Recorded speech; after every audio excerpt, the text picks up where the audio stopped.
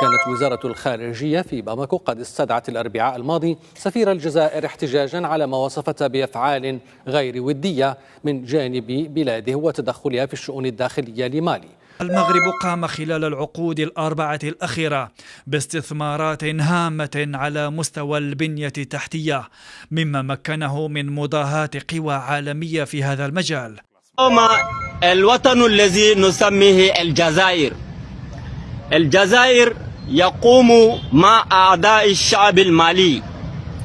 الرئيس الجمهورية الجزائري اللعين تيبون هذا.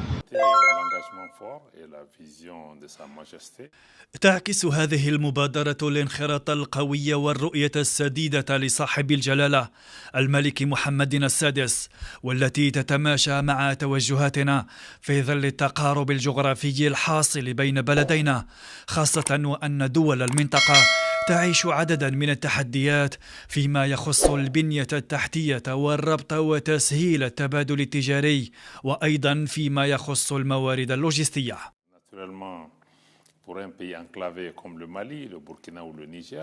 بطبيعة الحال عندما يتعلق الأمر ببلد معزول كمالي أو بوركينا فاسو أو النيجر، فأي مقترح أو عرض من شأنه تحسين البنية التحتية في أفق تطوير المبادلات التجارية، مع الإشارة إلى أن بلدان المنطقة تعمل على تطوير الجانب اللوجستي بهدف ربط الأسواق محليا وجهويا وحتى عالميا، لكن هذا لا يمنع من القول أننا منخرطون في المبادرة الملكية.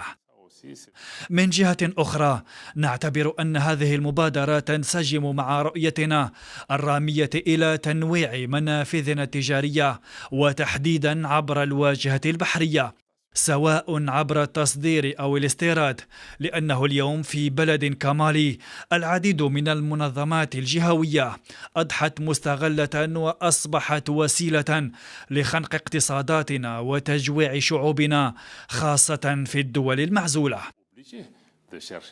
لذلك نحن ملزمون بإيجاد حلول بديلة على غرار المبادرة الملكية التي ستمكن دولة كمالي من تقليص هامش التبعية لميناء أو ميناءين، وبالتالي فالمبادرة الملكية ستفتح لنا بدائل أخرى، ولهذا وجب تثمينها.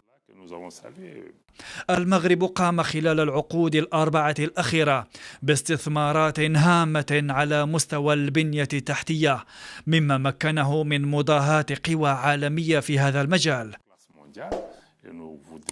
ونود بالمناسبة الاشتغال سويا في إطار مبدأ رابح، لأن دولنا أيضا لها إمكانياتها ومقوماتها الخاصة، كما لدينا تحديات مسطرة نعمل على بلوغها. وبالتالي لدينا رؤية مشتركة ومصالح متبادلة في إطار تنظيمات قائمة، كما هو الشأن بالنسبة لتحالف دول الساحل. لذلك فهذه المبادرة تتناغم مع انشغالاتنا. ردا على استدعاء الجزائر سفيرها في باماكو، قررت مالي وعملا بالمثل استدعاء سفيرها في العاصمة الجزائرية. وكانت وزارة الخارجية في باماكو قد استدعت الأربعاء الماضي سفير الجزائر احتجاجا على ما وصفت بأفعال غير ودية من جانب بلاده وتدخلها في الشؤون الداخلية لمالي. الوطن الذي نسميه الجزائر يقوم مع أعضاء الشعب المالي. الرئيس الجمهورية الجزائري اللعين تيبون هذا ومع الجيش الجزائري هم ينصرون الإرهابيون في الجزائر ضد مالي. يفعلون ذلك كما قال أخي العزيز عبد اليان، لأنهم مع الفرنسيون في الساحل ليدمرون السلامة الذي نطلبه منذ سنين. وتأخذ مالي على الجزائر خصوصا عقدها اجتماعات مع الانفصاليين الطوارق دون إشراك السلطات المالية.